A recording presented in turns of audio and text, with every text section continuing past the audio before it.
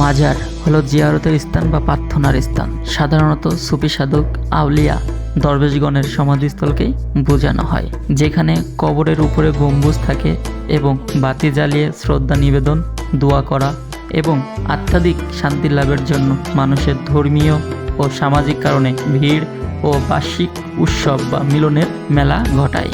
বাংলাদেশের বিভিন্ন অঞ্চলে ছোটোখাটো অনেক বড় বড় মাজার রয়েছে। আজ আমি তেমনই একটি মাজার নিয়ে আপনাদের সামনে হাজির হয়েছি। চাষিরা কি মান হচ্ছিল আজকে?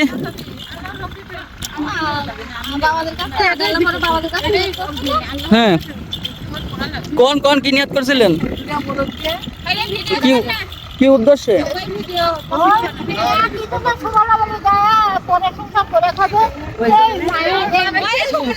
মানে সেটা নিয়ত করি আল্লাহ রাস্তায় বাবাজির ওসিলা সেটা নিয়ত করি।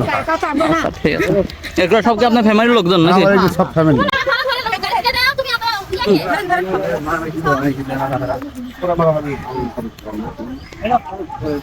জানেন আপনারা খাওয়া যায় একটু? হ্যাঁ, না ঠিক আছে, ধন্যবাদ। বেসিক্যালি দরকার ব্যাপারে তো অনেক কিছুই জানে, আবার খালি চিনি খাওয়ার সময় চিনি খাইও না, খালি চিনি খাওয়ার সময়।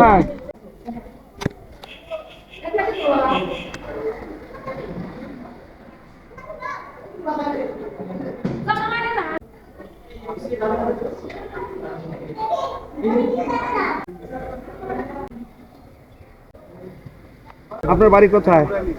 আমার বাড়ি রাখালগাছা হরিপুর। রাখালগাছা হরিপুর, হিয়াতপুর, মামদপুর, কাদিরগাছা। গায়ের নাম কি কোন? হাই আল্লাহ সুবহানাল্লাহ। যে এখানে আপনি তাল গাছে ফ্যাক্টরি দেয় আগুন করতে। এখানে কি বাদালে ফ্যাক বলতে কি বোঝায়? ও আচ্ছা আচ্ছা আচ্ছা আচ্ছা, আড়ি দিলে ওটা আগুন ধরতো। ও একদিন নৌকার উপরে নিজের সিনা চেক করে, মনে করে নিজের পেটের লাড়ি করে নিজেই খুলে ধরছে। এটা দেখে মনে করেন ওই ঘোষও জোপায়, আবার ওই ঘোষের স্ত্রীও জোপায়। মানত ছিল কোনো? না না, এমনি দেখতে আসছেন? বাসা কি এখানে আপনাদের? নাটোরের বাসা?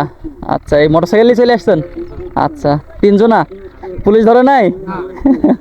হ্যালো ভিউয়ার্স, নতুন আরেকটি ভিডিওতে আপনাদেরকে স্বাগতম। আমি এখন এই মুহূর্তে রয়েছি সিংড়া বাস স্ট্যান্ডে। আর এখান থেকে আজ আমি যাব এই সিংড়াতে অবস্থিত ঘাসি রহমতুল্লাহের যে মাজার রয়েছে, সেই মাজারটা চলুন নিজ চোখে সশরীরে যে মাজারটা পরিদর্শন করে আসা যাক।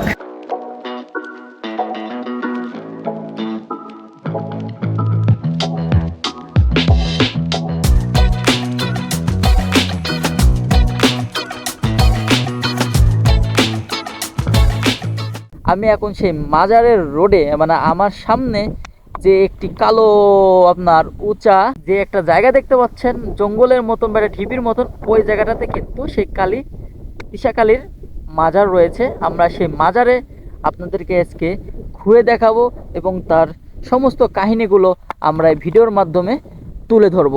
আমি এখন সেই মাজারের যে একটি রোড রয়েছে, সে রোড ধরে হাঁটা শুরু করছি।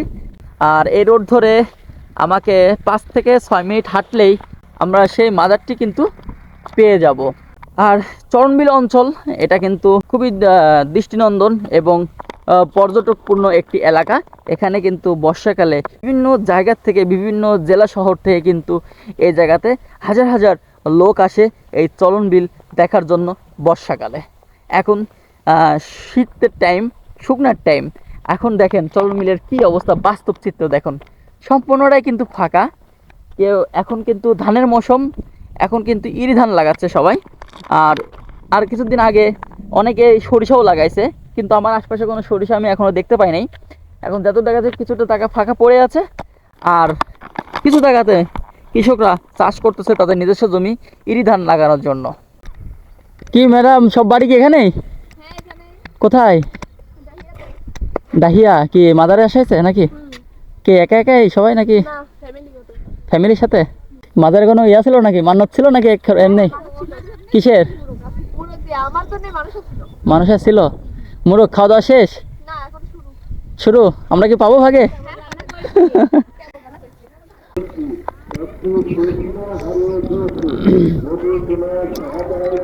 তো এখানে অনেক দূর দূরান্ত থেকে আসছে, অনেকে আসছে। তো দেখতে পাচ্ছেন সব বয়সের লোকজন কিন্তু এই জায়গাটা আসছে, মানত করতে আসছে, মানত নিয়ে আসছে এই জায়গাটাতে। আর আমি অলরেডি কিন্তু এখন সেই মাজারের যে গেট, একদম গেটের সামনে কিন্তু অবস্থান করতেছি। বাড়ি কোথায়? তারাস থানা ওই তারাস। হ্যাঁ, আচ্ছা, উল্টামানিক চৌক। এখানে এখানে এই মাজারে একটু চিনি করতে আসছিলাম। সিন্নি করতে আসছিলেন? কোনো মান্যত ছিল আপনার? না, মান্যত ছিল। কিসের মান্যত ছিল হলো বলা যাবে? বাচ্চার জন্য ওই অসুখ বিসুখ হয়, তার হ্যাঁ। জন্য কোচিলে যে এই খাসিটা দিয়ে মাজারে যায় একটু পাকশিক করে মানুষকে খাওয়াবো। আচ্ছা, সব। চাচা কোথা থেকে আসছেন আপনি? লালুর থেকে আসলো। হ্যাঁ, লালুর লালোর থেকে। নম্বর ইউনিয়ন। আচ্ছা, কোনো মান্যত ছিল? মান্যত ছিল লাতিনি। কিসের মান্যত ছিল? ওই মুরগ দিয়ে চিনি করে। মোরগ দিয়ে সিন্নি করা হয়ে গেছে। আর স্থানীয় যারা আছে তাদের সাথে কথা বললে সে জায়গা সম্পর্কে ভালোভাবে তথ্য জানা যায়। কিভাবে মাজারটা এই চলন বিলের মাঝখানে এসে পড়লো, সে কিভাবে এখানে আসলো, কিভাবে প্রচারণা চালালো, কীভাবে বুঝলো যে এটা তিনি একজন পীর ছিলেন, এই সমস্ত তথ্য আমরা আজকে তুলে ধরবো। দেখছেন এখানে সব বয়সের লোক, এখানে মাঝারি, বড়, মুরব্বী, অনেক কম বয়সের লোকজন সবাই এখানে আসছে। আপুরা এখানে কিসের জন্য আসছিলেন? ঘুরতে আসছেন? মানসা। তো দেখতে পাচ্ছেন এই তাল গাছটার কিন্তু অনেক বয়স। কথা হচ্ছে যে এই তাল গাছটা যখন এই মাজারটা হয়েছে তখন এই তাল গাছটা ছোট ছিল, সেখান থেকে তাল গাছটার মারি নাই, ওইভাবেই তাল গাছটা অনেক বড় হয়ে গেছে। কারণ তাল গাছের একটা আধ্যাত্মিক শক্তি ছিল, যেটা এই তাল গাছটা যদি কাটা কেউ আসতো সেখান এই তাল গাছে বললে আগুন ধরতো, কেউ যেন কাটতে না পারে, এই জন্য। কাকু, আপনি এখানকার স্থানীয়? ওই গ্রামের। ওই গ্রামের? এই মাজারে কিসের এখন আসছেন আজকে? নামাজ নামাজ পড়লেন এখানে না? বাপদাদার মুখে শুনেছি যে যা আসে আল্লাহ সবাই আশা করে।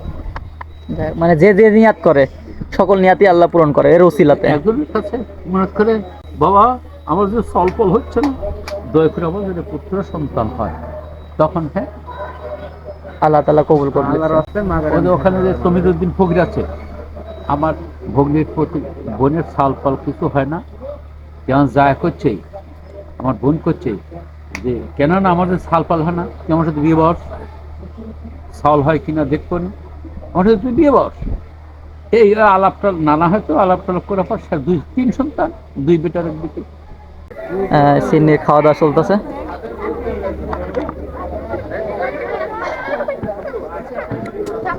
আচ্ছা তোমার বাপু আর এটা হচ্ছে সেই ঘাসি দেওয়ানে রহমতুল্লাহ যে মাজার, এটা সেই মাজারের মূল গেট। এটাই আজ থেকে প্রায় 500 বছর পূর্বে সুদূর আরব থেকে ইয়েমেন হয়ে উপমহাদেশের 7 ভাই সহ বর্তমানে বাংলাদেশের রাজশাহীতে সাহিত্য শাহ মখদুম রহমতুল্লাহের সঙ্গে এই দেশে আগমন ঘটে বাবা ঘাসি দেওয়ান রহমতুল্লাহের। তিনি আমাদের আশুলিয়া দেশের পূর্ণ স্থান ভূমি চলনবিলের মধ্যে এসে মানব সেবায় আত্মনিয়োগ করেন। তিনি ছোট্ট একটা ভুলের কারণে দীর্ঘ 12 বছর ঘোষ মহাশয়ের বাড়িতে একটানা কাজ করতে থাকতেন, তাই তিনি পরবর্তীতে ঘাসি দেওয়ান নামেই পরিচিত হন। হঠাৎ একদিন তিনি এই স্থান থেকে গায়েবী হয়ে যাওয়ার পরে তাকে এবং তার সঙ্গী সহ 3টি গায়েবী কবর এখানে স্থাপন করা হয়। ভাই আসসালামু আলাইকুম, একটা কথা জিজ্ঞেস করতেছিলাম। আপনি দেখলাম মান্নত করলেন নাকি? আজকে প্রথম করলেন মান্নত? না, আমি এর আগেও করছেন। তো এরা কারা এই দুজন? না, এটা হলো আমার বড় মেয়ে আর এটা হলো আমার ছোট মেয়ে। তো কি মান্নত করলেন জানানো যাবে? জানাবো যাবে না কেন? বল।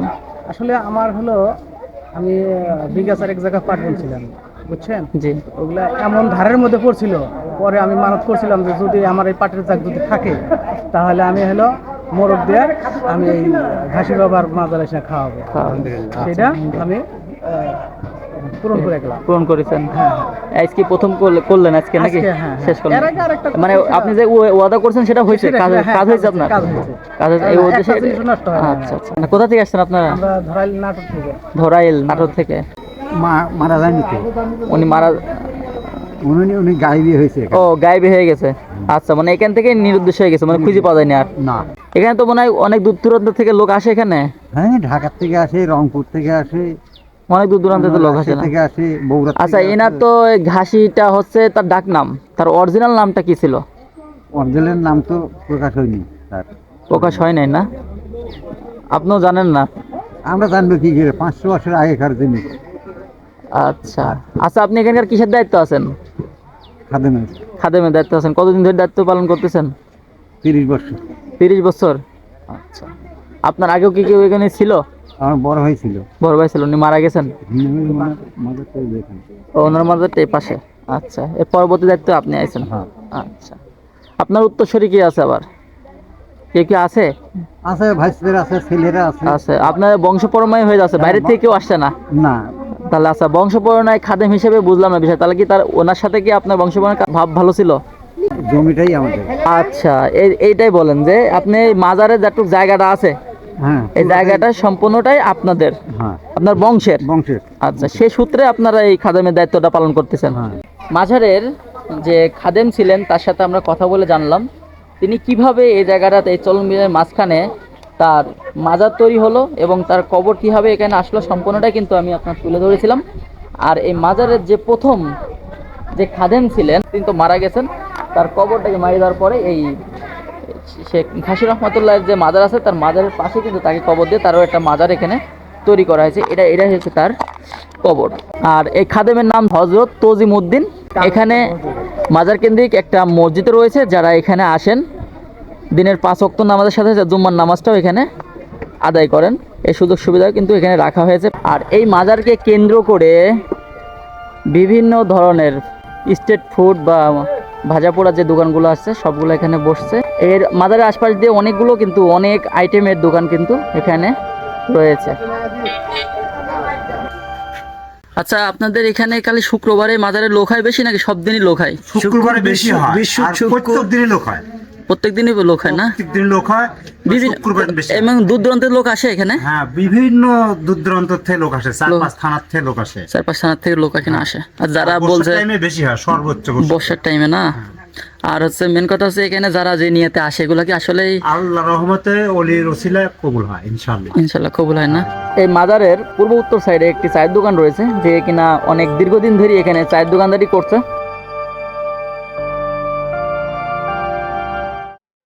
ঘাসি দেওয়ানের মাজারের পূর্ব উত্তর সাইডে কর্নার সাইডে একটি চায়ের দোকান আছে। এই মাজারের চায়ের দোকানদারের নাম হচ্ছে রফিকুল ভাই বা রফিকুল চায়ের দোকান। এই জায়গার চাটা আসলে অনেক স্বাদ আছে। যারা এই মাজারে আসবেন তারা অবশ্যই এই দোকানের চা খেয়ে যাবেন। স্বপ্নের মাধ্যমে দেখায় কিংবা যেভাবে মনের ইচ্ছাতে সবাই এখানে আসেন, আসে এইভাবে মান্যতগুলো সম্পন্ন করেই এখান থেকে বিদায় নেন। এবং যারাই বলে মান্যত করছে সম্পূর্ণটাই বলে মানে কাজে লাগছে, মানে সম্পূর্ণ হয়, সেই জিনিসটা সঠিক হয়ে যায় এই ঘাসি দেওয়ানের মাজার থেকে। তো যারা এখানে আসেন নাই তারা এখানে আসবেন। আর এখানে আসতে হলে আপনাকে অবশ্যই নাটোরের সিংড়াতে এসে কিংবা ওখানকার যারা লোকাল গাড়িওয়ালা আছে তাদেরকে বলে দেবেন, তারা এখানে এসে আপনাদের নামাই দিয়ে যাবে। সবাই ভালো থাকবেন, সুস্থ থাকবেন। ঘাসি দেওয়ানের মাজার থেকে বিদায় জানাচ্ছি। দেখা হবে নতুন অন্য কোনো এক ভিডিওতে। আল্লাহ হাফেজ।